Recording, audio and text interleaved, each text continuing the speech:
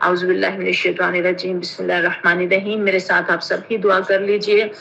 رب اشرح لی صدری ویسر لی امری واحلل عقدۃ من لسانی یفقہوا قولی،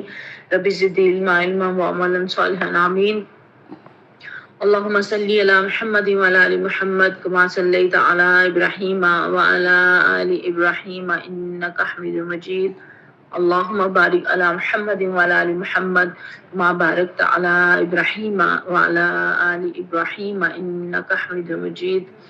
اس دعا کے ساتھ آغاز کرتے ہیں کہ اللہ تعالیٰ سیرت کے نقش قدم پہ مجھے اور آپ کو چلا دے، جن راہوں پہ ہمارے پیارے نبی کریم صلی اللہ علیہ وسلم ہمارے آقا چلے، انہی راہوں پہ ہم بھی جو ہے وہ چلنے والے بن جائیں۔ اور ہم دیکھ رہے ہیں کہ مکہ کا دور اور نبوت ملنے کے بعد کا دور اور وہاں سے پھر ہجرت اور سارے ہی واقعات جو ہم پڑھتے چلے جا رہے ہیں، سنتے چلے جا رہے ہیں، یہ سارے ہمیں بتا رہے ہیں کہ پیارے نبی کریم صلی اللہ علیہ وسلم نے جو ہے وہ اقرا سے شروع ہونے والا سفر آخر کار جہاں مکمل ہوا مدنی دور میں اور اذا جاء نصر اللہ والفتح پہ مکمل ہوا، تو وہاں ہم نے دیکھا کہ کوئی لمحہ بھی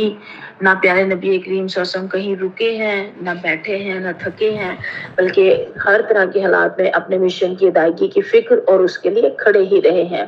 ہم دیکھتے ہیں کہ غزوہ احزاب میں جو ہے وہ یہاں تک حالات کیسے پہنچے، پیچھے آپ نے سارا احد پڑھا اور اس کے بعد کے واقعات بھی پڑھے، اور 1 سال تقریباً لگ گیا۔ اس کے بعد جو ہے وہ سرکش قبیلوں نے سر اٹھایا اور بہت سارے افراد میں رجی کا واقعہ ہوا، صحابہ کرام کی شہادتیں ہوئیں، 70 صحابہ کرام ایک واقعے میں، 10 صحابہ کرام ایک واقعہ میں دھوکے سے بلا کے انہوں نے تبلیغ کے لیے بلوایا اور جو ہے وہ شہید کر دیا، اور یہ پیچھے پورا سال جو ہے وہ لگ گیا وہاں پہ یہ فوجی مہمات کرتے کرتے اور احد کے بعد حالات کو سنبھالتے۔ اور جب ذرا حالات تھوڑے سے سنبھلے، لیکن اندر سے جو یہودی تھے اور جو منافقین اور مشرکین تھے وہ جو ہے وہ چین سے نہیں بیٹھے ہوئے تھے، ان کی اندر میں جو ہے وہ ایک سازشیں جو جسے کہہ لیں کہ وہ تیار تھیں، اور یہود اور کفار مکہ اور باقی سارے قبائل مل کے یہ تیاریاں کر رہے تھے کہ مسلمانوں کے اوپر ایسا حملہ کیا جائے کہ جس کے نتیجے میں ہمیشہ کے لیے اس دعوت کو جو ہے وہ ختم ہی کر دیا جائے، اور سارے ہم مل کے جو ہے وہ اس کے لیے کوشش کریں۔ اور اس کی تفصیل میں یہ ہے کہ بنو نذیر کے 20 سردار اور رہنما مکے میں قریش کے پاس حاضر ہوئے اور پیارے نبی کریم صلی اللہ علیہ وسلم کے خلاف آمادہ جنگ کرتے ہوئے اپنی مدد کا یقین دلایا، اور قریش نے ان کی بات مان لی، اور چونکہ وہ احد کے روز میدان بدر میں مسلمانوں سے صف آرائی کا عہد و پیمان کر کے پھر اس کی خلاف ورزی کر چکے تھے نا، وہاں انہوں نے کہا کہ ہم آئیں گے، تو اس کے بعد آئے کوئی نہ، وہاں پہنچے کوئی نہ۔ بدر کے بعد جب انہوں نے کہا تھا کہ ہم پہنچیں گے، تو اب انہیں اس چیز کا بھی تھا کہ اس کا بھی کہیں جو ہے وہ جو ایک ماتھے پہ کلنک لگ چکا اس کو بھی دھونا ہے، تو انہوں نے جو ہے وہ سوچا کہ اب مجوزہ جنگی اقدام کے ذریعے اپنی شہرت کو وہ بحال کر لیں گے اور اپنی کہی ہوئی بات بھی جو ہے وہ پوری کر دیں گے۔ اس کے بعد یہود کا یہ وفد بنو غطفان کے پاس گیا اور قریش ہی کی طرح انہیں بھی آمادہ جنگ کیا، وہ بھی تیار ہو گئے۔ پھر اس وفد نے بقیہ قبائل عرب میں گھوم گھوم کر لوگوں کو جنگ کی ترغیب دی، اور ان قبائل کے بھی بہت سے افراد جو ہے وہ تیار ہو گئے۔ غرض اسی طرح یہودی سیاستکاروں نے پوری کامیابی کے ساتھ کفر کے بڑے بڑے گروہوں اور جتھوں کو نبی کریم صلی اللہ علیہ وسلم اور آپ کے دعوت اور مسلمانوں کے خلاف بھڑکا کے جنگ کے لیے تیار کر لیا۔ اور پھر طے شدہ پروگرام کے مطابق جنوب سے قریش، کنانہ اور تہامہ میں آباد دوسرے حلیف قبائل نے مدینے کی طرف کوچ کیا، اور ان کا سپہ سالار اعلیٰ ابو سفیان تھا اور ان کی تعداد 4000 تھی۔ اور یہ لشکر مرز زہران پہنچا تو بنو سلیم بھی اس میں شامل ہوئے۔ ادھر اسی وقت مشرق کی طرف سے غطفانی قبائل فزارہ، مرہ اور اشجع نے کوچ کیا، اور اسی طرح سے دیگر قبائل بھی وہ جو ہے وہ افراد جو ہے وہ آتے چلے گئے۔ ان سارے قبائل نے ایک مقررہ وقت اور مقررہ پروگرام کے مطابق مدینے کا رخ کیا، اتنی پلاننگ کے ساتھ انہوں نے، اور چند دن کے اندر اندر مدینے کے پاس 10,000 سپاہی جو تھے وہ ان کا لشکر جو ہے وہ جمع ہو گیا، اور اتنا بڑا لشکر تھا کہ غالباً مدینے کی پوری آبادی عورتوں، بچوں، بوڑھوں اور جوانوں کو ملا کر بھی اس کے برابر نہ تھی، کیونکہ مدینہ کی چھوٹی سی آبادی تھی۔ لیکن اگر یہ حملہ آوروں کا ٹھاٹھے مارتا سمندر مدینے کے اندر پہنچ جاتا تو مسلمانوں کے لیے سخت خطرناک ثابت ہوتا، اور کچھ عجب نہیں تھا کہ ان کا مکمل صفایا کر دیا جاتا۔ لیکن نبی کریم صلی اللہ علیہ وسلم نہایت چوکس تھے، نہایت بیدار مغزی کے ساتھ جو ہے وہ قیادت فرما رہے تھے، اور ان کی انگلیاں ہمیشہ حالات کی نبض پر رہتی تھیں، اور وہ حالات کا تجزیہ کر کے آنے والے واقعات کا ٹھیک ٹھیک اندازہ بھی لگاتی تھیں، اور ان سے نمٹنے کے لیے مناسب ترین قدم بھی اٹھاتے تھے۔ اور آپ کے مخبرین نے آپ کو اطلاع فراہم کر دی کہ یہ سارے کے سارے قبائل جو ہیں وہ اکٹھے ہو کے مل کے جو ہے وہ حملہ آور جو ہے ہو رہے ہیں۔ تو پھر پیارے نبی کریم صلی اللہ علیہ وسلم نے فوراً ہی اپنی ہائی کمان کی مجلس شورا منعقد کی اور دفاعی منصوبے پر صلاح مشورہ کیا۔ ساروں سے صلاح مشورہ کیا تو حضرت سلمان فارسی رضی اللہ عنہ نے فرمایا کہ اللہ کے رسول صلی اللہ علیہ وسلم، فارس میں جب ہمارا محاصرہ کیا جاتا تھا تو ہم اپنے ارد گرد خندق کھود لیتے تھے۔ یہ بڑی باحکمت دفاعی تجویز تھی۔ اہل عرب اس سے واقف نہ تھے، کیونکہ عرب میں تو اس چیز کا رواج ہی نہیں تھا، یہ وہاں پہ رواج تھا ایران میں۔ تو پیارے نبی کریم صلی اللہ علیہ وسلم نے اس تجویز پر فوراً جو ہے وہ عمل درآمد کیا، اور 10 آدمی، ہر 10 آدمیوں کو 40 ہاتھ خندق کھودنے کا کام سونپ دیا، اور مسلمانوں نے پوری محنت اور دل جمی سے خندق کھودنی شروع کر دی۔ آپ دیکھیں کہ پیارے نبی کریم صلی اللہ علیہ وسلم نے کتنی پلاننگ اور حکمت اور مینجمنٹ کے ساتھ یہ سارے کام کیے۔ ان کی مینجمنٹ یہاں سے پتہ چلتی ہے۔ باقاعدہ تقسیم کار ہوئی جگہ کی، 10 آدمیوں کو 40 ہاتھ خندق کھودنے کا کام، اور پھر افراد بھی اور جگہ بھی، اور پھر یہ بھی دیکھا گیا کہ کس طرف خندق کھودنی چاہیے اور پیچھے والا حصہ کیا سیف ہے۔ رسول اللہ صلی اللہ علیہ وسلم اس کام کی ترغیب بھی دیتے تھے، اور عملاً اس کام میں پوری طرح جو ہے وہ شریک بھی رہتے تھے۔ چنانچہ حدیث مبارکہ میں آتا ہے، حضرت سہل بن سعد رضی اللہ تعالیٰ عنہ سے مروی ہے کہ ہم لوگ رسول اللہ صلی اللہ علیہ وسلم کے ساتھ خندق میں تھے، لوگ کھدائی کر رہے تھے اور ہم کندھوں پر مٹی ڈھو رہے تھے۔ اسی اسنا میں نبی کریم صلی اللہ علیہ وسلم نے فرمایا، اللہم لا عیش الآخرہ فاغفر للمہاجرین والانصار، اے اللہ زندگی تو بس آخرت کی زندگی ہے، بس مہاجرین اور انصار کو بخش دے۔ اور ایک دوسری روایت میں حضرت انس رضی اللہ تعالیٰ عنہ سے مروی ہے کہ رسول اللہ صلی اللہ علیہ وسلم خندق کی طرف تشریف لائے تو دیکھا کہ مہاجرین اور انصار ایک ٹھنڈی صبح میں کھودنے کا کام کر رہے ہیں۔ ان کے پاس غلام نہ تھے کہ ان کی بجائے غلام یہ کام کر دیتے۔ آپ صلی اللہ علیہ وسلم نے ان کو مشقت اور بھوک دیکھ کر فرمایا، اے اللہ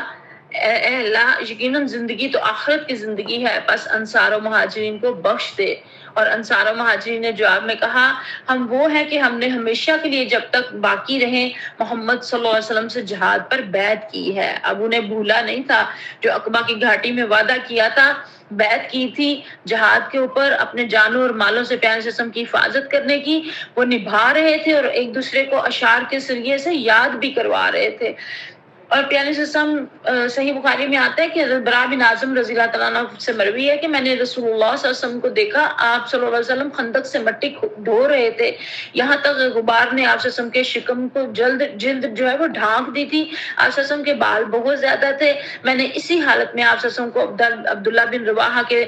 جزیہ کلمات یہ کہتے ہوئے سنا، آپ مٹی ڈھوتے جاتے تھے اور یہ کہتے جاتے تھے۔ اب یہ دیکھ لیں، اسے کہتے ہیں لیڈرشپ۔ لیڈر یہ نہیں ہوتا کہ خود تو جو ہے وہ اے سی والے کنٹینر میں بیٹھا اور باقی لوگ جو ہے وہ دھوپ میں ہوں، یا خود وہ اے سی میں بیٹھا اور باقی سارے جو ہے وہ گرمی میں بیٹھے ہوں۔ ایسا نہیں ہوتا، بلکہ لیڈر وہ ہوتا ہے جو خود قدم اٹھا کے سب سے آگے اس مشکل کو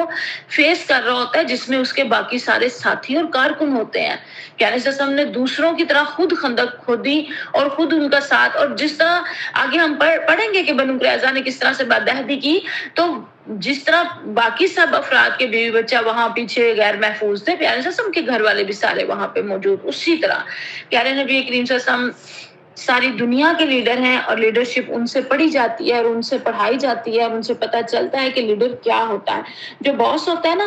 وہ خود اے سی لگے کمرے میں بیٹھا ہوتا ہے اور اس کے باقی ورکرز جو ہے وہ گرمی میں کام کر رہے ہوتے ہیں۔ جو لیڈر ہوتا ہے وہ سب سے آگے خود ہوتا ہے اور پیچھے اس کے ساتھی ہوتے ہیں۔ تو یہ پیارے نبی کریم صلی اللہ علیہ وسلم کی لیڈرشپ ہمیں یہاں سے پتہ چلتی ہے۔ اور پھر کیا کہتے جاتے تھے اشعار جو ہیں آپ جانتے ہیں کہ کچھ اشعار جو ہیں وہ بہت زیادہ آپ کے جذبات کو ابھارتے ہیں، آپ کے ایمان کو بھی ابھارتے ہیں، آپ کے اندر جوش و جذبہ پیدا کرتے ہیں، اور عرب کا یہ بہت بڑا ایک ان کی خوبی تھی، ان کی زبان فصیح اللسان وہ کہلاتے تھے۔ تو اشعار کے ذریعے سے بہت زیادہ جو ہے وہ اپنے جو ہے وہ جذبات کا اظہار کرتے تھے۔ تو انہوں نے کہا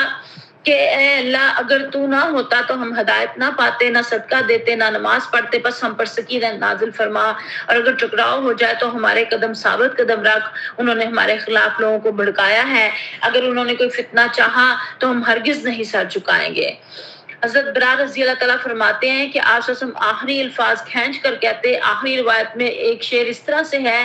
کہ یعنی انہوں نے ہم پر ظلم کیا ہے، اور اگر وہ ہمیں فتنے میں ڈالنا چاہیں گے تو ہم لوگ ہرگز سرنگوں نہ ہوں گے۔ اور اس گرم جوشی کے ساتھ ایک تو مسلمان کام کر رہے تھے، دوسری طرف شدت کی بھوک اور پیاس جو ہے وہ برداشت کر رہے تھے، اور اگر آپ تصور کریں نا یہ سارا تو کلیجہ شک ہوتا ہے بندے کا۔ حضرت انس بیان کرتے ہیں کہ اہل خندق کے پاس دو مٹھی جو لایا جاتا تھا اور بو دیتی ہوئی چکنائی سے بنا کر لوگوں کے سامنے رکھ دیا جاتا تھا۔ لوگ بھوکے ہوتے تھے، اس کا ذائقہ خلق کے لیے ناخوشگوار ہوتا تھا، اس میں سے اسمیل اٹھ رہی ہوتی تھی، وہ گھی جو چکنا جو ہوتا تھا وہ اسمیل والا ہوتا تھا۔ آپ دیکھیں نا چربی جو ہوتی ہے اس کو کبھی پگھلا کے اس کا آئل بنائے، گھی بنائے تو کتنی اس کی اسمیل آتی ہے۔ اور پھر اس عالم میں ہم سے سچ بات ہے، میں تو اپنی بات کروں، جو ہے وہ ایک وقت کی ہم لوگ بھوک نہیں برداشت کر سکتے کہ زیادہ ہمیں کام کرنا پڑ جائے بھوکے رہ کے، تو ہمارے کام کی کوالٹی لو ہو جاتی ہے، ہم سے اتنا کام کیا ہی نہیں جاتا۔ حضرت ابو طلحہ فرماتے ہیں کہ میں نے رسول اللہ صلی اللہ علیہ وسلم سے بھوک کا شکوہ کیا اور اپنا شکم کھول کر ایک پتھر دکھلایا، تو رسول اللہ صلی اللہ علیہ وسلم نے اپنا شکم کھول کر دکھایا تو 2 پتھر تھے۔ اچھا، اب ہم یہ پڑھتے ہیں نا تو ہمیں یہ نہیں اس کی سمجھ آتی کہ پتھر کیوں پیٹ پہ باندھا جاتا ہے۔ تو سیرت جب ہم لوگوں نے پڑھی ایم فل میں تو اس میں ہم نے پڑھا ایک کتاب کے اندر انہوں نے بتایا، انہوں نے اس کے اوپر ریسرچ کی ہوئی تھی، اور انہوں نے بتایا کہ عرب میں رواج تھا، چونکہ وہاں پہ صحرا تھا، دور دور تک کھانا پینا آسانی سے نہیں ملتا تھا، وہ لوگ کافی بھوک پیاس برداشت کرتے تھے، لمبے سفر کبھی کرنے کبھی آنا جانا کہیں، اور اتنی زیادہ وہ خوشحالی اتنی زیادہ نہیں تھی، تو اکثر بھوکے پیاسے ہوتے تھے تو وہ پتھر پیٹ پہ باندھ دیا کرتے تھے۔ اس سے جو معدے کی ایک جلن ہوتی ہے اور جو اندر سے ایک آوازیں سی اٹھتی ہیں اور وہ ایسے بن جاتا تھا نا، تو وہ اس کی بھوک میں قدرے جو بھوک کی فیلنگ ہوتی تھی نا اس میں قدرے کمی آ جاتی تھی، اس لیے جو ہے وہ پتھر باندھا کرتے تھے۔ تو جب یہ والے حالات، اور ان کے ہاں بڑا معیوب سمجھا جاتا تھا کہ کسی کو کہیں کہ وہ بھوکے ہیں یا ان کے پاس کھانے کو کچھ نہیں ہے تو انہیں کچھ دیا جائے، اور ایک طرف یہ بڑا معیوب سمجھا جاتا تھا، اس طرح سے کہنا بڑے حمیت اور غیرت والے تھے اور اپنی بھوک پیاس اپنے تک رکھتے تھے، اور دوسری طرف یہ تھا کہ مہمان نواز بہت زیادہ تھے، دور دراز سے کوئی آتا تو پتہ ہوتا تھا کہ راستے میں کچھ نہیں مل رہا کھانے پینے کے لیے تو فوراً اس کی مہمان نوازی کی جاتی۔ یہ جاہلیت کے اندر بھی ان کے اندر یہ خوبی موجود تھی کہ وہ مہمان نواز بہت زیادہ تھے۔ تو اب ان صورتحال میں اب پیارے نبی کریم صلی اللہ علیہ وسلم کی ان سے زیادہ دنوں کی بھوک اور زیادہ کیفیت تھی۔ اب آپ یہاں پہ بھی نوٹ کر لیجئے، یہ لیڈر ہیں، یہ لیڈرشپ ہے، اور یہ دنیا کے پوری ورلڈ کے لیڈر ہیں پیارے نبی کریم صلی اللہ علیہ وسلم، اور پھر جو ہے وہ جس کیفیت میں ساتھی ہیں، آپ 2 قدم آگے اس کیفیت میں موجود ہیں، اور اسی حالت میں جو ہے وہ خندق کھود رہے ہیں، اور مدینہ کے پہاڑ کوئی آسان نہیں ہے، وہ آپ کبھی ان پہاڑ، یہ جو عام ان کے پاس ہتھیار تھے کدالے اور جو بھی چیزیں، تو اس سے تو ہتھیار وہ نہیں کھدنے والی، یہ تو اللہ تعالیٰ نے کوئی خاص رحمت کی۔ ہماری ایک بہن ایک دفعہ بتاتی ہیں، کہتی ہے میں مدینہ گئی تو وہاں اتنی بڑی کرینیں، جب یہ جو تصحیح ہو رہی ہے نا جو، تو کہتی ہیں اتنی بڑی کرینیں پڑی ہوئی، تو میں نے پوچھا یہ مشینیں یہاں کیوں بیکار پڑی ہیں؟ انہوں نے کہا یہ وہ مشینیں ہیں جو یہاں پتھر توڑنے کے لیے کاٹنے کے لیے آئی ہیں، تو یہ بیکار ہو گئی ہیں، پتھر اتنے سخت ہیں یہ کٹ نہیں رہی، مشینیں خراب ہو گئی ہیں، تو اس لیے ادھر پڑی ہیں صحیح ہونے کے لیے، جانا ہے انہوں نے۔ تو کہتی ہیں کہ میں سوچوں کہ اس وقت کا کیا حالات ہوں گے، اتنا سخت پتھر ہے، وہاں کا پتھر ہوتا ہی سخت ہے اور وہاں کی زمین خاص طور پہ، اور پھر جو ہے وہ کیسے وہ سارے اس بھوک اور پیاس اور پھر دشمن کا خوف اور اس کے اندر سارا جو ہے وہ یہ سارا کیا، اور پھر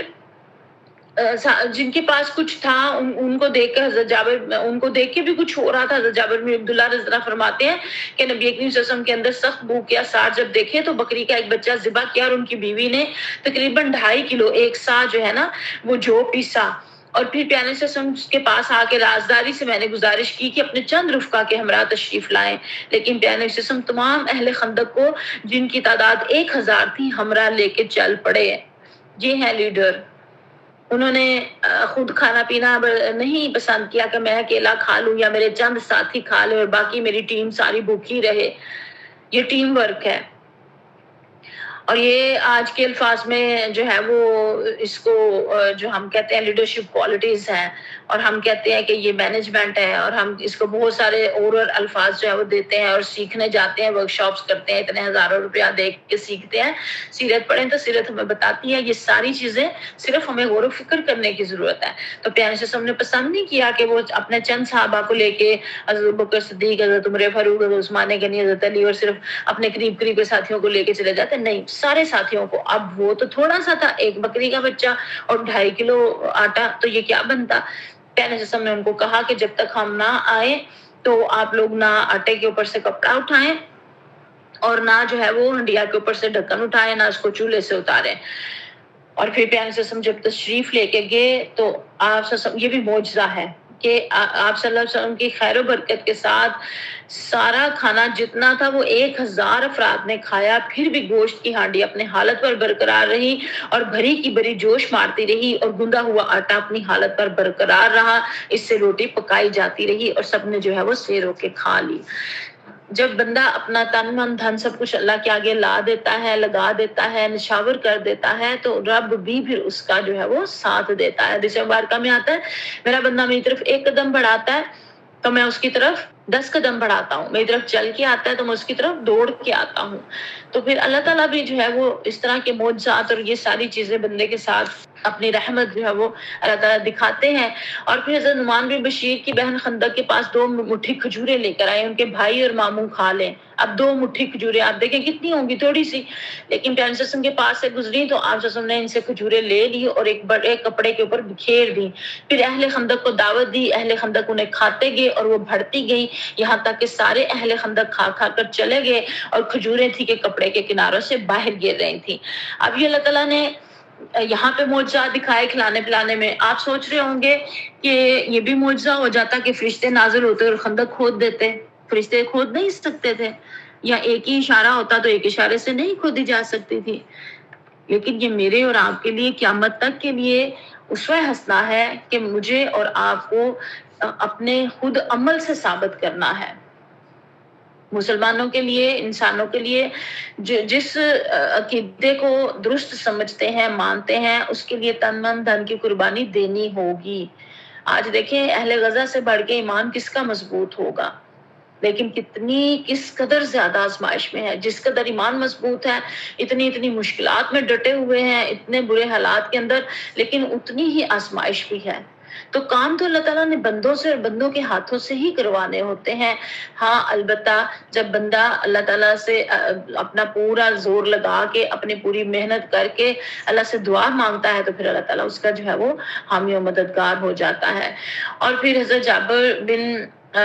جابر رضی اللہ عنہ سے روایت ہے کہ ہم لوگ خندق کھود رہے تھے کہ ایک چٹان نما ٹکڑا آڑے آ گیا. یہ واقعہ تو ہم لوگ بچپن سے کورس کی کتابوں میں جو ہے نا پڑھتے ہوئے آئے ہیں کہ وہ جب خندق کھود رہے تھے تو ایک سخت پتھر آ گیا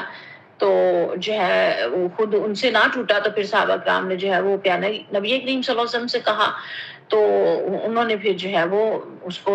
توڑا. آپ صلی اللہ علیہ وسلم تشریف لائے، کدال لی اور بسم اللہ کہہ کر ضرب لگائی تو ایک ٹکڑا ٹوٹ گیا اور فرمایا اللہ اکبر، مجھے ملک شام کی کنجیاں جو ہیں وہ دی گئی ہیں. اب اللہ میں اس وقت وہاں کے سرخ محلوں کو دیکھ رہا ہوں. اور پھر دوسری ضرب لگائی اور ایک دوسرا ٹکڑا کٹ گیا اور فرمایا اللہ اکبر، مجھے فارس دیا گیا ہے. واللہ میں اس وقت مدائن کا سفید محل دیکھ رہا ہوں. پھر تیسری ضرب لگائی اور فرمایا بسم اللہ تو باقی ماندہ چٹان بھی کٹ گئی. پھر فرمایا اللہ اکبر، مجھے یمن کی کنجیاں دی گئی ہیں. واللہ میں اس وقت اپنے اس جگہ سے سنا کے پھاٹک دیکھ رہا ہوں. اب یہ دیکھیں کہ اللہ تعالیٰ نے پھر بشارتیں بھی دی کہ آپ فکر مند نہ ہو، پریشان نہ ہو، جن حالات کے اندر آپ ہیں اور جہاد کر رہے ہیں، اس جہاد کی بدولت یہ سارے جو ہے وہ علاقے فتوحات ہوں گی اور یہ سب آپ کو ملے گی۔ یہ بہت ساری فتوحات جو ہے وہ عمر فاروق کے دور میں پھر ہوئی بعد میں نا، تو خوشخبریاں اللہ تعالیٰ نے پہلے ہی جو ہے وہ دے دی۔ اور اب مدینہ کے شمال کے علاوہ باقی طرف جو ہے وہ لاوے کی چٹانیں تھی، پہاڑوں میں گھرا ہوا تھا اور کھجوروں کے باغات تھے۔ صرف ایک سائیڈ یہی تھی کہ جہاں سے دشمن آ سکتا تھا۔ تو پیارے نبی کریم صلی اللہ علیہ وسلم ایک ماہر اور تجربہ کار فوجی کی حیثیت سے یہ جانتے تھے کہ مدینے پر اتنے بڑے لشکر کی شورش صرف شمال ہی کی طرف سے ہو سکتی ہے، اس لیے آپ صلی اللہ علیہ وسلم نے اسی جانب جو ہے وہ خندق کھدائی۔ اور پھر خندق جو ہے وہ مقررہ وقت کے اوپر تیار ہو گئی۔ ادھر قریش اپنا 4000 کا لشکر لے کے مدینہ پہنچا، تو باقی قبائل جو تھے وہ بھی وہاں پہ خیمہ زن ہوئے، اور غطفان اور نجدی ہم سفر 6000 کی نفری لے کر آئے، احد کے مشرقی کنارے پر خیمہ زن ہوئے۔ قرآن پاک میں اللہ تعالیٰ فرماتے ہیں وَلَمَّا رَأَى الْمُؤْمِنُونَ الْأَحْزَابَ قالوا هذا ما وعدنا الله ورسوله وصدق الله ورسوله وما زادهم الا ایمانا وتسلیما۔ اور جب اہل ایمان نے ان جتھوں کو دیکھا تو کہا یہ تو وہی چیز ہے جس کا اللہ اور اس کے رسول صلی اللہ علیہ وسلم نے ہم سے وعدہ کیا تھا، اور اللہ اس کے رسول صلی اللہ علیہ وسلم نے سچ فرمایا تھا، اور اس حالت نے ان کے ایمان اور جذبے اور اطاعت کو اور بڑھا دیا۔ اب آپ دیکھیں ان کے جذبے اور ان کی اطاعت تو اور بڑھ گئی، لیکن منافقین اور کمزور نفس کے لوگوں پر کیا ہوا، ان کے دل دہل کر رہ گئے۔ انہوں نے کہا، اللہ تعالیٰ ان کی بات کے اوپر جو ہے وہ قرآن پاک میں آیت کے اندر بتاتے ہیں وَإِذْ يَقُولُ الْمُنَافِقُونَ وَالَّذِينَ فِي قُلُوبِهِم مَّرَضٌ مَّا وَعَدَنَا اللَّهُ وَرَسُولُهُ إِلَّا غَرُورًا۔ اور جو منافقین اور وہ لوگ جن کے دلوں میں بیماری ہے کہہ رہے تھے کہ اللہ اور اس کے رسول نے ہم سے جو وعدہ کیا تھا وہ محض فریب تھا۔ اب آپ دیکھیں حالات ایک جیسے ہی ہیں، افراد بھی ایک جیسا کام کر رہے ہیں، لیکن رسپونس دیکھیں، نیت دیکھیں اور الفاظ دیکھیں۔ وہی افراد ان حالات کو دیکھتے ہوئے کہہ رہے ہیں یہ تو وہی ہیں جس کا اللہ نے وعدہ فرمایا تھا اور سچ ہے سارا کچھ، اور ایمان اور جذبہ اور اطاعت بڑھ گئی، اور دوسری طرف وہی۔ تو فرق کس چیز میں ہوا؟ فرق ان کی اپنی نیت کے اندر، ان کی اپنی سوچ کے اندر، ان کے اپنے ارادے کے اندر۔ انہوں نے جو اینک لگا کے دیکھا جائے نا، دنیا آپ کو ویسی نظر آتی ہے، حالات آپ کو ویسے نظر آتے ہیں۔ کالی اینک لگایا جائے تو کالا سارا کچھ نظر آتا ہے، نیلی لگا لیں تو سارا کچھ نیلا نظر آتا ہے۔ اب انہوں نے جو اینک لگائی ہوئی تھی انہیں تو اپنی موت نظر آنی شروع ہو گئی، چونکہ دلوں میں روب تھا، منافقت تھی۔ اور پیارے سسم اور ساتھی جو تھے وہ صرف 3000 کے، اس طرف 3000 تھے اور اس طرف 10,000 تھے۔ تعداد تو ہمیشہ سے اہل ایمان کی جو ہے وہ تھوڑی ہوتی ہے، حق ہمیشہ تھوڑا ہوتا ہے، لیکن وہ باطل زیادہ بھی ہو تو اس پہ غالب ہوتا ہے اور بھاری ہوتا ہے۔ اور مسلمان جو ہے وہ اس لشکر کے مقابلے میں جب 3000 کی نفری لے کے آئے تو کوہ صلا کی طرف پشت کر کے قلعہ بندی کی شکل اختیار کر لی۔ سامنے خندق تھی جو مسلمان اور کفار کے درمیان حائل تھی۔ مسلمانوں کا شعار جو کوڈ ورڈ تھا وہ تھا حامیم لا ینصرون، حامیم ان کی مدد نہ کی جائے۔ مدینے کا انتظام حضرت ابن ام مکتوم کے حوالے کیا گیا تھا، اور عورتوں اور بچوں کو مدینے کے قلعوں اور گڑیوں میں محفوظ کر دیا گیا تھا۔ اب جب وہ آئے تو انہوں نے جو ہے وہ دیکھا، ان کے لیے کفار کے لیے جو ہے یہ جو ہے کفار مکہ جو تھے اور دوسرے جو قبائل کے مشرکین سارے تھے، تو ان کے لیے یہ بڑی ایک نئی چیز تھی۔ یہ جو خندق تھی نا ان کے لیے کوئی عام استعمال کی جیسے ایک یوزلی چیز ہوتی ہے ویسے نہیں تھا۔ ان کے ہاں تو جنگ ایسے کبھی ہوئی نہیں تھی، نہ انہوں نے کبھی دیکھا تھا۔ وہ تو بڑے سٹ پٹائے، انہوں نے کہا یہ کیا ہے، انہیں تو بہت غصہ آیا اور غیظ غضب سے چکر کاٹنے لگے۔ اب وہ نہ جنگ کر سکتے تھے نہ وہ وہاں محاصرہ کر سکتے تھے، وہ محاصرے کے لیے تیاری تو نہیں کر کے آئے تھے۔ اب وہ چاہتے تھے کہ کسی طرح خندق جو ہے وہ کہیں سے مٹی ڈال کے تو عبور کر لیں، لیکن صحابہ کرام جو تھے وہ جو ہے وہ تیر کمان لے کر بیٹھے ہوئے تھے اور جو ہے وہ کسی کو قریب نہیں آنے دیتے تھے، اور تیر اندازی اس طرح سے ہوتی تھی کہ وہ جو ہے وہ مارے جاتے تھے۔ اور ایک جگہ سے جو ہے وہ انہوں نے گزرنے کی کوشش کی اور آنے کی کوشش کی، جن میں عمرو بن عبدو تھا، اکرمہ بن ابی جہل اور زرار بن خطاب تھے۔ تو ایک جگہ ذرا جگہ تنگ تھی تو وہاں سے انہوں نے خندق پار کر لی۔ ادھر سے حضرت علی مسلمانوں کے ہمراہ نکلے. انہوں نے جب اس مقام کے اوپر گھوڑے اپنے لے کر وہاں پہنچے تو پھر جو ہے انہوں نے ان کے لیے واپسی کا راستہ بند کیا اور ان کے ساتھ جو ہے وہ وہاں پہ جنگ ہوئی اور پھر وہ جو ہے اس شخص کا حضرت علی رضی اللہ عنہ نے کام تمام کر دیا. اسی طرح انہوں نے بہت زیادہ کوششیں کی، بار بار کوششیں کی، لیکن ان کی کوششیں جو ہے وہ ناکام ہوتی گئی.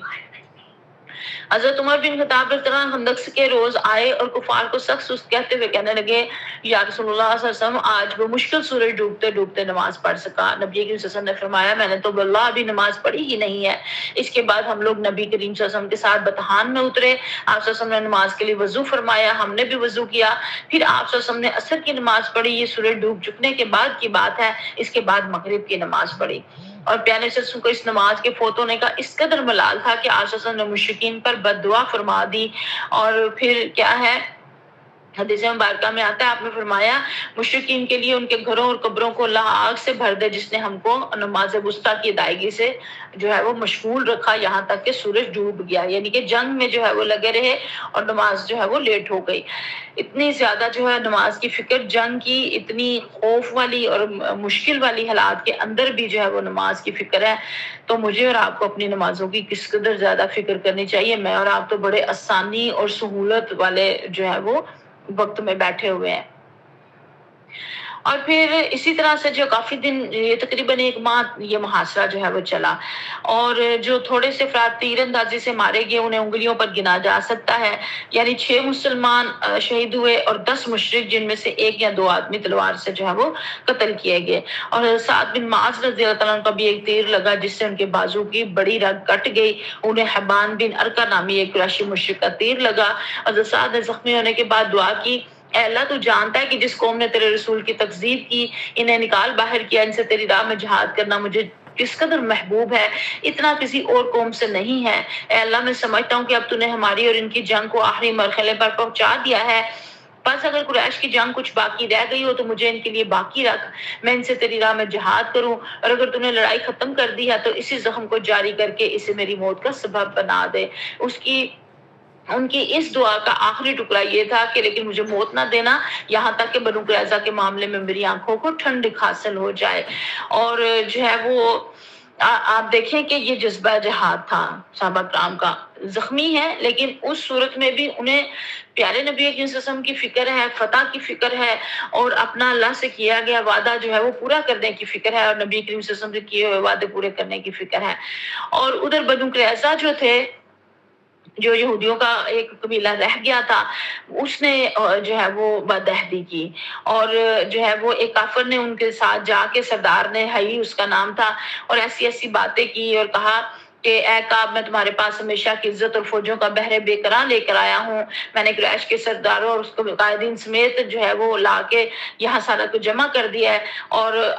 ہم یہاں سے محمد صلی اللہ علیہ وسلم کا نعوذ باللہ اور ان کے ساتھیوں کا مکمل صفایا کیے بغیر یہاں سے نہ ٹلیں گے. تو اس جو سردار نے کعب نے کہا کہ خدا کی قسم تو میرے پاس ہمیشہ کی ذلت اور فوجوں کا برسا ہوا بادل لے کر آئے ہو جو صرف گھر چمک رہا ہے مگر اس میں کچھ رہ نہیں گیا. ہائی تجھ پر افسوس، مجھے میرے حال پر چھوڑ دے، میں نے محمد صلی اللہ علیہ وسلم میں صدق و وفا کے سوا کچھ نہیں دیکھا. پہلے تو اس نے یہ کہا، لیکن وہ جو تھا جو حئی تھا، جو اس کی وہ جو سردار تھا کفار کا، وہ اپنی بات منوانے کی کوشش کرتا رہا یہاں کہ اس نے اس کو رام کر لیا اور اپنی بات منوا لی. اور کعب بن اسد نے نبی کریم صلی اللہ علیہ وسلم سے کیا ہوا عہد توڑ دیا اور مسلمانوں کے ساتھ طے کی ہوئی ذمہ داریوں سے بری ہو کر مشرکین کی جانب جنگ میں جو ہے وہ شریک ہو گیا. اب دیکھیں، اب وہ اور طرح سے تو کچھ کر نہیں سک رہے تھے، خندق کھدی ہوئی تھی، مقابلہ ہو نہیں سک رہا تھا، تو انہوں نے پھر اس طرح سے سازشیں کی، اور سازشوں کے ذریعے سے اب پیچھے جو ہے وہ وہاں پہ صرف بچے تھے، خواتین تھی، مرد سارے آگے تھے. وہاں پہ کوئی صرف حضرت حسان رضی اللہ تعالیٰ عنہ تھے وہاں پہ، اور وہ بھی چونکہ آپ جانتے ہیں کہ وہ شاعر تھے اور وہ جنگ میں جو ہے وہ اس طرح سے حصہ نہیں لے سکتے تھے، اور ان کو وہاں پہ چھوڑا گیا تھا پیچھے ان کے پاس. تو حضرت صفیہ رضی اللہ تعالیٰ عنہ جو نبی صلی اللہ علیہ وسلم کی پھوپھی ہیں، وہ فرماتی ہیں ہمارے پاس ایک یہودی گزرا اور قلعے کا چکر کاٹنے لگا، اور جو ہے بنو قریظہ نے پیانی جسم سے کیا ہوا عہد جو ہے وہ توڑ دیا تھا۔ تو ہم لوگ اب وہاں پہ تھے، اور اگر وہ دیکھ لیتا اور اسے پتہ چل جاتا کہ یہاں مرد نہیں ہے تو وہ ظاہر ہے حملہ کر دیتے۔ تو وہ کہتی ہے کہ میں نے کہا اے حسان رضی اللہ تعالیٰ عنہ، یہ یہودی آپ جیسا کہ دیکھ رہے ہیں قلعے کا چکر لگا رہا ہے، مجھے خدا کی قسم اندیشہ ہے کہ یہ باقی یہود کو ہماری کمزوری سے آگاہ کر دے گا، اور ادھر رسول اللہ صلی اللہ علیہ وسلم اور صحابہ کرام اس طرح پھنسے ہوئے ہیں کہ ہماری مدد کو نہیں آ سکتے، لہٰذا آپ جائیے اور اسے قتل کر دیجیے۔ حضرت حسان نے کہا واللہ آپ جانتی ہیں میں اس کام کا آدمی نہیں ہوں۔ وہ نرم مزاج تھے، وہ اور مزاج کے تھے، اور ظاہر ہے وہ جنگ اس وجہ سے نہیں کر سکتے تھے، اس لیے وہ ان کے ساتھ نہیں تھے، ورنہ تو وہ ساتھ ہوتے، صحابہ کرام کے ساتھ، تو پیارے سسم کے ساتھ، تو پیچھے اسی لیے رہ گئے۔ حضرت صفیہ کہتی ہے میں نے خود اپنی کمر باندھی، پھر ستون کی ایک لکڑی لی اور قلعے سے اتر کر یہودی کے پاس پہنچے، لکڑی مار مار کر اس کا خاتمہ کر دیا، اس کی خیمے کہتے ہیں چوب انہوں نے اکھاڑ لی، اور وہ اتنی زیادہ بہادر تھیں۔ اور اب آپ دیکھیں کہ ہر فرد کا اپنا محاذ ہے، اور اس کی اپنی صلاحیتیں ہیں، اور اس کے اندر اپنی جو استطاعت ہے، اس کی کیپیسٹی ہے، وہ اس مطابق جو ہے وہ کام کر رہا ہے۔ اب حضرت حسان جو ہے وہ قلم کا جہاد کر رہے تھے، اشعار کے ذریعے سے، اور اس طرح سے وہ شاعر تھے۔ اور حضرت خالد بن ولید کا دیکھیں اپنا محاذ ہے، وہ ہمیشہ تلوار کے ساتھ میدان جنگ میں رہے، اور باقی صحابہ کرام بھی، لیکن کبھی کسی صحابی نے کسی کے اوپر کوئی جو ہے وہ اعتراض نہیں کیا کہ یہ اس طرح سے اور یہ اس طرح سے، یہ نہیں کر رہے، یہ نہیں کر رہے۔ ہر فرد کی اپنی فیلڈ تھی، اپنی صلاحیتیں تھی، اپنی دائرہ کار تھا، اپنا دائرہ اختیار تھا، اس کے اندر رہتے ہوئے وہ کام کر رہے تھے، لیکن اپنے اپنے حصے کا کام ہر کسی نے بھرپور کیا۔ تو مجھے اور آپ کو بھی یہاں سے یہ پتہ چلتا ہے کہ ہماری صلاحیتیں بھی مختلف ہیں، لیکن ہم سب کو اپنی اپنی صلاحیتوں کو بروئے کار لاتے ہوئے اپنے حصے کا کام انجام دینا چاہیے، اور دین کے پیغام کو آگے پہنچانے کی کوشش کرنی چاہیے۔ اب کوئی قلم کے جہاد سے پہنچا سکتا ہے تو وہ قلم کے جہاد سے پہنچائے، کوئی زبان کے جہاد سے پہنچا سکتا ہے، کوئی نفس کا جہاد کر سکتا ہے، کوئی جہاد بالمال کر سکتا ہے، اور پھر کوئی جو ہے وہ ان کی مجاہدین کی جو ہے وہ مدد کر سکتا ہے، مہاجرین کی مدد کر سکتا ہے، جہاں جہاں کوئی اپنا گھر پیش کر سکتا ہے، جس طرح جتنا دامے درمے سکھ نے اپنا حصہ ڈال سکتے ہیں، سب کو ڈالنا چاہیے، اور کسی کو کسی کے اوپر کوئی اعتراض نہیں ہونا چاہیے۔ اور پھر صفیہ کہتی ہیں جب میں نے اس کو مار دیا اور میں قلعے میں واپس آئی تو کہا کہ جائیے اب اس کے ہتھیار اور اسباب اتار لیجیے، چونکہ وہ مرد ہے اس لیے میں اس کے ہتھیار نہیں اتار سکتی۔ تو حسان نے کہا مجھے اس کے ہتھیار اور سامان کی ضرورت نہیں ہے۔ پھر وہ خود گئیں اور انہوں نے اس کا سر جو ہے وہ قلم کر کے تو قلعے سے دور پھینکا کافروں کی طرف، تاکہ انہیں پتہ چل جائے کہ یہاں پہ جو ہے وہ مرد موجود ہیں، اور وہ اس طرف حملہ کرنے کی جو ہے وہ کوشش نہ کریں۔ اب یہاں خواتین کا بھی کردار دیکھیں، اتنا مضبوط اور بہادری والا جو ہے وہ کردار ہے، اور جو ہے وہ ہم نے پیچھے جنگ احد میں بھی دیکھا نا صحابیات کا کردار، کہ زخمیوں کو پانی پلانے کا، اور حضرت عمارہ رضی اللہ عنہا کا کردار، اور یہاں پہ حضرت صفیہ رضی اللہ تعالیٰ عنہا کا کردار۔ تو یہ عورتیں کوئی کمزور نہیں ہیں کہ وہ کچھ کر نہیں سکتی، جو کرنے پہ آئے وہ بہرحال انجام دیتی ہیں، اور بعض دفعہ مردوں سے زیادہ ہمت دکھا کے اور جو ہے وہ ان کاموں کو کر سکتی ہیں اور کرتی ہیں، اور کرنا بھی چاہیے۔ اور پھر یہاں پہ اب جب پیارے سسم کو پتہ چلا تو آپ سسم نے فوراً تحقیق فرمائی اس بات کی کہ بنو قریظہ جو ہیں وہ عہد شکنی کر رہے ہیں، اور آپ نے صحابہ کرام کو بھیجا، سعد بن معاذ، سعد بن عبادہ اور عبداللہ بن رواحہ اور خوات بن جبیر رضی اللہ عنہ کو کہ جا کے کنفرم کر کے آئیں، اور ان سے کہا کہ اگر انہوں نے عہد شکنی کی ہو تو پھر آ کے جو ہے نا سب کے سامنے نہ بتانا، بس اشارے اشارے میں بات کر دیں تاکہ لوگوں کے حوصلے پست نہ ہوں، اور اگر نہ انہوں نے عہد شکنی کی تو پھر کھلم کھلا بتا دیں۔ جب آئے صحابہ کرام واپس تو انہوں نے اشارتاً ہی بتایا، اتنا ہی کہا کہ ازل اور کارا، یعنی کہ جیسے ان قبیلوں نے احد کے موقع کے اوپر جو ہے وہ عہد شکنی اور بد اخلاقی دکھائی تھی، تو ویسے انہوں نے تو، لیکن جو ہے وہ سب کو پتہ چل گیا، اور ساروں کے دل جو ہے وہ بالکل مٹھی میں آ گئے۔ اب آپ خود اپنے آپ کو اس جگہ رکھ کے سوچیں نا، اس چیز کو ذرا تصور کریں، امیجن کریں کہ آگے بھی دشمن ہے اور پیچھے جہاں بیوی بچے ہیں، گھر بار سارا، وہاں جو قبیلہ تھا وہ بھی دشمنی پہ مادہ ہو گیا، عہد شکنی اس نے بھی کر دی ہے، اور درمیان میں بالکل جو ہے وہ آپس رہے ہیں۔ اور قرآن اس کا نقشہ کھینچتے ہوئے یوں فرماتا ہے، اور جب نگاہیں کج ہو گئی، دل حلق میں آ گئے، اور تم لوگ اللہ کے ساتھ طرح طرح کے گمان کرنے لگے، اس وقت مومنوں کی آزمائش کی گئی اور انہیں شدت سے جھنجھوڑ ڈالا گیا۔ دل کہتے ہیں کہ حلق میں جو ہے وہ آگے اور آنکھیں پتھر آ گئی، اس قدر زیادہ جو ہے کیفیت، سخت کیفیت کا نقشہ یہاں جو ہے وہ کھینچا گیا ہے۔ اور منافقین نے کیا کہا؟ منافقین تو ظاہر ہے وہ تو موقع ڈھونڈتے ہیں کہ جہاں کہیں منافقت دکھا سکے اپنی، تو انہوں نے کہا کہ تم تو لوگ تو کہتے ہو کہ محمد صلی اللہ علیہ وسلم جو ہے وہ کہتے ہیں کہ کیسر و کسریٰ کے خزانے پائیں گے۔ ابھی میں نے بتایا نا واقعہ کہ اس میں جو ہے وہ بشارتیں جو ہے وہ ملی تھی، تو کہنے لگی حالت تو یہ ہے کہ ہم رفع حاجت کے لیے جا نہیں سکتے۔ تو یہاں پھر انہوں نے منافقین نے یہاں تک بھی کہا کہ ہمیں پیچھے جانے دیا جائے، ہمارے گھر دشمن کے سامنے کھلے پڑے ہیں، ہمیں اجازت دیجیے ہم اپنے گھروں کو واپس چلے جائیں۔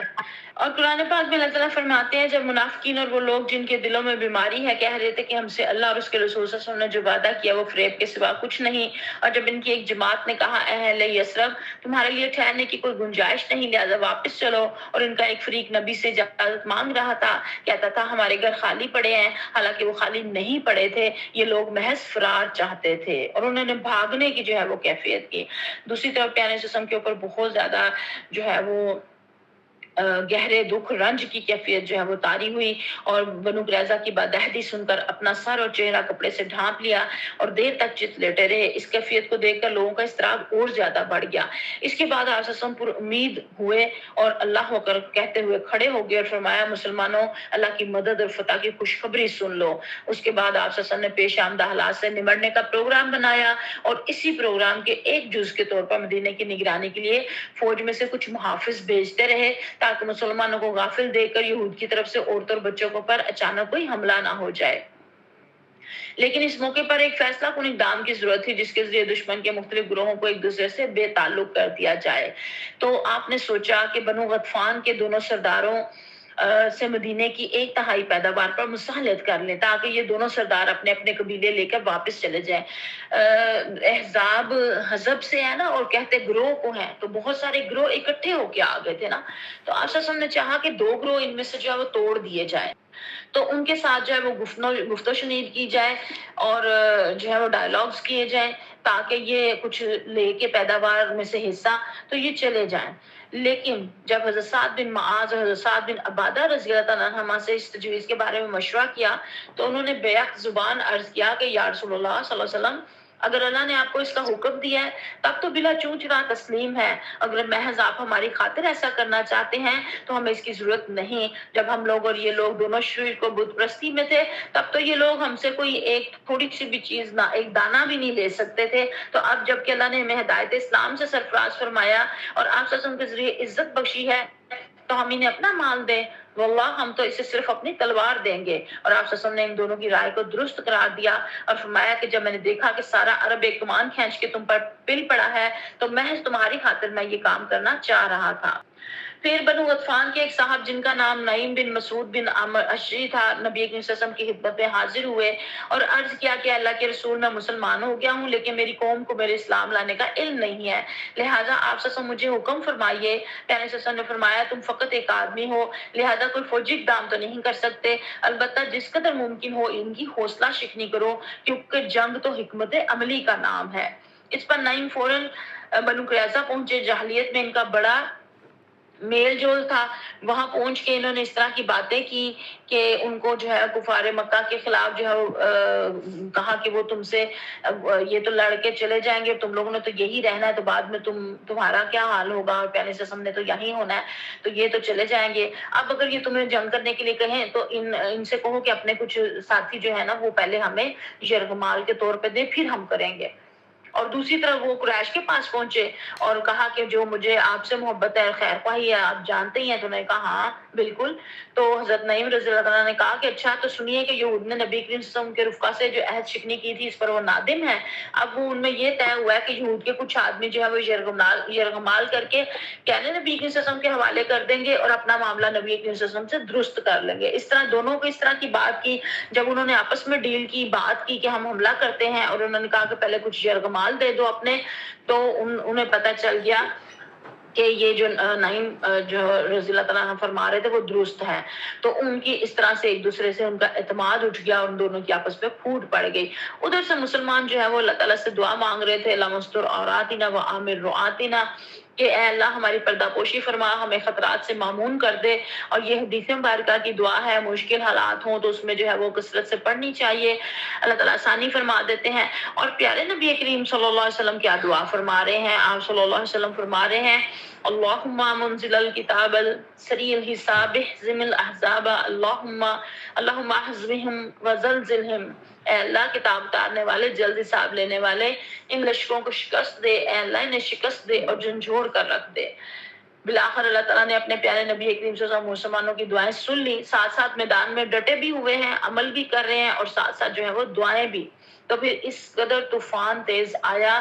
کہ ان کی جو ہے وہ ان کے خیمے اکھڑ گئے، ان کی ہانڈیاں الٹ گئی اور ان کی تنابوں کی کھونٹیاں اکھڑ گئیں، اور اللہ تعالیٰ نے فرشتوں کا لشکر بھیج دیا اور ان کے دلوں میں روب ڈال گیا. اور سرد اور کڑکڑاتی رات میں پیارے وسلم نے حذیفہ بن یمان کو رضی اللہ تعالیٰ عنہ کو بھیجا کہ جا کے جو ہے وہ ان کی خبر لے کر آئے. تو انہوں نے آ کے بتایا کہ اللہ تعالیٰ نے، وہ تو سارے جو ہے وہ چلے گئے ہیں اور جا رہے ہیں، اور صبح تک میدان صاف تھا. اللہ تعالیٰ نے پھر ایسی تیز ہوا آندھی بھیجی ان کے اوپر کہ سارا کچھ ان کا جو ہے وہ اڑ گیا، اور پھر جو ہے وہ وہاں سے جو ہے وہ چلے گئے. تو اللہ تعالیٰ نے اپنا وعدہ پورا کیا، اپنے لشکر کو عزت بخشی، اپنے بندے کی مدد کی، اکیلے ہی سارے لشکروں کو شکست دی. چنانچہ آپ وسلم جو ہے وہ مدینہ منورہ آگے تشریف لے آئے واپس. اور جنگ احزاب در حقیقت نقصان و جان و مال کی جنگ نہ تھی بلکہ اصحاب کی جنگ تھی. اس میں کوئی خون ریز مارکا تو پیش نہیں آیا، لیکن پھر بھی یہ اسلامی تاریخ کی ایک فیصلہ کن جنگ تھی. چنانچہ اس کے نتیجے میں مشرکین کے حوصلے ٹوٹ گئے اور یہ واضح ہو گیا کہ عرب کی کوئی بھی قوت مسلمانوں کی اس چھوٹی سی طاقت کو جو مدینے میں نشو نما پا رہی ہے ختم نہیں کر سکتی، کیونکہ اب انہوں نے ساری اپنی پوری قوت اکٹھی کر کے سارے قبائل اکٹھے ہو کے آ گئے تھے نا. اب تو پیچھے کوئی ایک آدھ رہا ہی نہیں تھا. تو انہیں پتہ چل گیا کہ اب اس سے زیادہ طاقت تو ہم اکٹھی نہیں کر سکتے، تو اس کا مطلب ہے کہ بس ہمارے لیے تو شکست ہی ہے. اور پیارے نبی کریم صلی اللہ علیہ وسلم نے فرمایا کہ احزاب کی واپسی کے بعد آپ نے فرمایا اب ہم ان پر چڑھائی کریں گے، وہ ہم پر چڑھائی نہ کریں گے، اب ہمارا لشکر ان کی طرف جائے گا. اور اس کے بعد واقعتاً حقیقتاً ایسا ہوا کہ پھر وہ کوئی حملہ جو ہے وہ نہ کر سکے اور نہ کوئی جنگ کر سکے، بلکہ آگے چل کے جو ہے وہ پھر فتح مکہ آتی ہے. لیکن اس سے پہلے کے بھی کچھ ادوار اور چیزیں ہیں. غزوہ بنو قریظہ ابھی باقی ہے. پیارے نبی کریم صلی اللہ علیہ وسلم خندق سے واپس تشریف لائے اور اسی روز جو ہے وہ ظہر کے وقت جبکہ آپ حضرت ام سلمہ رضی اللہ عنہا کے مکان میں غسل فرما رہے تھے، حضرت جبرائیل علیہ السلام تشریف لائے، فرمایا کہ آپ نے ہتھیار رکھ دیے ہیں، حالانکہ بھی فرشتوں نے ہتھیار نہیں رکھے اور میں بھی قریش کے تعاقب کر کے بس واپس چلا آ رہا ہوں. اٹھیے اپنے رفقا کو لے کر بنو قریظہ کا رخ کیجیے، میں آگے آگے جا رہا ہوں، ان کے قلعوں میں زلزلہ برپا کروں گا اور ان کے دلوں میں رعب و دہشت ڈالوں گا. یہ کہہ کر حضرت جبرائیل علیہ السلام فرشتوں کے جلو میں روانہ ہوئے. پیارے نبی کریم صلی اللہ علیہ وسلم نے صحابہ کرام کو منادی کرا دی کہ جو شخص بسماعات پر قائم ہے وہ عصر کی نماز بنو قریظہ ہی میں پڑھے. اب اس واقعے کو بہت توجہ اور دھیان سے سنیں اور اس کو نوٹ کر لیں، اس کو ہائی لائٹ کر لیں، انڈر لائن کر لیں کہ پیارے نبی کریم صلی اللہ علیہ وسلم نے جب یہ حکم دیا کہ کوئی بھی عصر کی نماز جو ہے وہ بنو قریظہ تک پڑھے نا، سب کو جو جانے کے لیے، تو اب جو ہے وہ کچھ صحابہ نے اس کو یوں سمجھا کہ جو ہے وہ پیارے صلی اللہ علیہ وسلم نے کہا کہ عصر کی نماز وہاں جا کے پڑھنی ہے، تو رستے میں اذان نماز کا ٹائم ہو گیا تو انہوں نے نہیں پڑھی. انہوں نے کہا ان کا پیارے صلی اللہ علیہ وسلم کا حکم تھا کہ صرف وہاں جا کے پڑھنی ہے تو ہم تو وہیں جا کے پڑھیں گے. اور کچھ نے پڑھ لی. انہوں نے کہا کہ ان کا حکم تو یہ تھا کہ عصر تک وہاں پہنچ جائیں، اگر نہیں پہنچے ہیں تو چلے ہم پھر اب پڑھ لیتے ہیں. جب واپس آئے ہیں تو دونوں نے جب اپنا اپنا طریقہ بتایا تو پیارے صلی اللہ علیہ وسلم نے کسی کو بھی کچھ نہیں کہا، کسی فریق کو بھی کچھ نہیں کہا. اس سے ہمیں یہ پتہ چلتا ہے کہ جب ہم سنت میں سے اور حدیث میں سے اور سیرت میں سے واقعات میں سے اپنے لیے اللہ کا حکم، پیارے صلی اللہ علیہ وسلم کا حکم لیتے ہیں اور ہمیں جس طریقے سے جو اس کی سمجھ آتی ہے اس کے مطابق جب ہم عمل کر لیتے ہیں اور وہاں اللہ تعالیٰ ہمیں اس کے خلاف کوئی ہم نہیں پاتے تو اس میں اعتراض کا کوئی موقع نہیں ہے. کسی نے اگر یوں کر لیا یا کسی نے وہ کر لیا، ایسے کر لیا یا ویسے کر لیا، ہاتھ چھوڑ کے نماز پڑھ لی یا کھول کے پڑھ لی یا باندھ کے پڑھ لی، یا چھوٹی چھوٹی جو جزوی چیزیں ہوتی ہیں ان کے پیچھے نہیں جانا، اصل چیز جو ہے وہ اس کے اوپر ڈٹنا ہے. ہمارا دین ہمیں یہ بتاتا ہے. تو اب ایک حکم تھا، کچھ کو اس طرح سے سمجھ آیا اور کچھ کو اس طرح سے آیا، تو دونوں نے ہی صحیح کیا، کیونکہ انہوں نے ایک بات کو سن کے، ایک حکم سن کے اپنی تئیں اس کو پورا صحیح جو ہے وہ ادا کیا۔ اور پھر یہاں پہ جو ہے وہ جب وہاں پہ پہنچے اور ان کا محاصرہ ہوا، اس لشکر کی کل تعداد جو ہے وہ 3000 تھی پیانے سسم کے، اور جب محاصرہ سخت ہو گیا تو یہود کے سردار کعب بن اسد نے یہود کے سامنے 3 متبادل تجویزیں پیش کی، یا تو اسلام قبول کر لیں، پیانے سسم کے دین میں داخل ہو جائیں، اس نے اپنے ہی ساتھیوں کو کہا، یا اپنے بیوی بچوں کو خود اپنے ہاتھوں سے قتل کریں اور تلوار سونت کے جو ہے وہ پیانے سسم کا بہت زیادہ جو ہے وہ مقابلہ کریں، تو یا پھر جو ہے وہ صحابہ کرام اور پیانے سسم پر دھوکے سے ہفتے کے دن جو ہے وہ پل پڑے، کیونکہ انہیں اطمینان ہوگا کہ آج لڑائی نہیں ہوگی۔ آپ جانتے ہیں نا، سبت کا دن ان کے ہاں جو ہے وہ مقدس دن تھا، جبکہ اس کی وہ نافرمانی بھی کرتے تھے۔ تو لیکن یہود نے تینوں تجاویز جو ہے منظور کرنے سے انکار کر دیا۔ اب پیچھے کیا رہ گیا تھا؟ ہتھیار ڈال دیں، پھر ظاہر ہے اب اور کیا ہو سکتا تھا۔ اور جو ہے وہ عبدالبابا جب انہوں نے کہا کہ ہتھیار ڈالنے سے پہلے بعض مسلمان حلیفوں سے رابطہ قائم کریں، ممکن ہے پتہ لگ جائے کہ ہتھیار ڈالنے کا نتیجہ کیا ہوگا۔ چنانچہ نبی کریم صلی اللہ علیہ وسلم کے پاس آئے اور پیغام بھیجا کہ آپ ابوالبابا کو ہمارے پاس بھیج دیں، ہم ان سے مشورہ کرنا چاہتے ہیں۔ ابوالبابا ان کے حلیف تھے، ان کے باغات اور آل اولاد بھی اسی علاقے میں تھے۔ جب وہ پہنچے تو وہ ان کے سامنے بڑا رونا شروع ہو گئے، دھاڑے مار مار کے، اور ان کے اوپر رقت طاری ہو گئی ابوالبابا پہ۔ تو انہوں نے کہا، یہود نے کہا کہ آپ کیا سمجھتے ہیں، کیا آپ مناسب سمجھتے ہیں کہ ہم نبی کریم صلی اللہ علیہ وسلم کے فیصلے پر ہتھیار ڈال دیں؟ تو انہوں نے فرمایا ہاں، لیکن اس کے ساتھ ہی ہاتھ سے اللہ کی طرف اشارہ بھی کر دیا کہ اس کا مطلب تھا کہ تم ذبح کر دیے جاؤ گے۔ لیکن انہیں فوراً احساس ہوا کہ یہ اللہ اور اس کے رسول کے ساتھ خیانت ہے، چنانچہ وہ رسول اللہ صلی اللہ علیہ وسلم کے پاس واپس آنے کی بجائے سیدھا مسجد نبوی پہنچے اور اپنے آپ کو مسجد کے ایک کھمبے سے باندھ لیا اور قسم کھائی کہ اب انہیں رسول اللہ صلی اللہ علیہ وسلم ہی اپنے دستے مبارک سے جو ہے وہ کھولیں گے اور وہ آئندہ کبھی بنو قریظہ کی سرزمین میں داخل نہ ہوں گے۔ اور ادھر پیانے سسم محسوس کر رہے تھے کہ ان کی واپسی میں دیر ہو رہی ہے۔ جب انہیں تفصیلات کا پتہ چلا تو پھر ان کے لیے بخشش کی دعا کی، اور جو ہے وہ پیارے نبی صلی اللہ علیہ وسلم نے فرمایا کہ ان کی جگہ اب میں نے ان کی جگہ سے کھول نہیں سکتا یہاں تک کہ اللہ تعالیٰ ان کی توبہ قبول فرما لے۔ اور پھر پیارے نبی صلی اللہ علیہ وسلم کے سامنے جو ہے وہ انہوں نے ہتھیار ڈالے بنو قریظہ نے، اور جو ہے وہ حضرت سعد بن معاذ کو بلا بھیجا کہ مدینے میں تھے، لشکر کے ہمراہ تشریف نہیں لائے تھے اور وہ زخمی تھے، اور جب وہاں پہنچے تو انہوں نے ان کے ساتھ جو ہے وہ گفت و شنید کی۔ انہوں نے یہود نے کہا نا کہ ان سے جو یہ حضرت سعد جو ہے وہ ہمارے معاملے میں فیصلہ کریں گے ہم قبول کر لیں گے، تو انہیں تھا کہ شاید یہ ان کے ساتھ ان کی ہے تو وہ اچھا کوئی ہمارے حق میں جو ہے وہ کریں گے۔ تو انہوں نے کہا کہ جب حضرت سعد کو بلایا گیا اور ان سے کہا گیا تو انہوں نے کہا کہ آپ نے سردار کے استقبال کے لیے، جب حضرت سعد نبی کے کے پاس پہنچے تو آپ نے فرمایا اپنے سردار کے استقبال کے لیے اٹھ کر جاؤ۔ لوگوں نے جب انہیں سواری سے اتار لیا تو آپ نے فرمایا اے سعد، یہ لوگ تمہارے فیصلے پر اترے ہیں۔ حضرت سعد نے کہا میرا فیصلہ ان پر نافذ ہوگا؟ لوگوں نے کہا جی ہاں۔ تو انہوں نے کہا مسلمانوں پر بھی؟ لوگوں نے کہا جی ہاں۔ انہوں نے کہا جو یہاں ہیں ان پر بھی؟ یعنی کہ ان کا اشارہ پیارے سسم کی طرف، ان کے مجلس کی طرف تھا۔ تو پھر جب سب سے پوچھ لیا تو سعد نے کہا ان کے متعلق میرا فیصلہ یہ ہے کہ مردوں کو قتل کر دیا جائے، عورتوں اور بچوں کو قیدی بنا لیا جائے اور اموال تقسیم کر دیے جائیں۔ نبی صلی اللہ علیہ وسلم نے فرمایا تم ان کے بارے میں وہی فیصلہ کیا جو 7 آسمانوں کے اوپر اللہ تعالیٰ کا فیصلہ ہے۔ حضرت سعد کا فیصلہ انتہائی عدل اور انصاف پر مبنی تھا، کیونکہ بنو قریظہ نے مسلمانوں کے موت و حیات کے نازک ترین لمحات میں خطرناک بد عہدی کی تھی۔ اور جب مال وہاں سے ملا اور پتہ چلا مال کی نعمت، تو 1500 تلواریں برآمد ہوئی، 2000 نیزے، 300 زرے، 500 ڈھالے، یعنی کہ انہوں نے مسلمانوں کے اوپر قبضہ کرنے اور حملہ کرنے کا پورا جو ہے وہ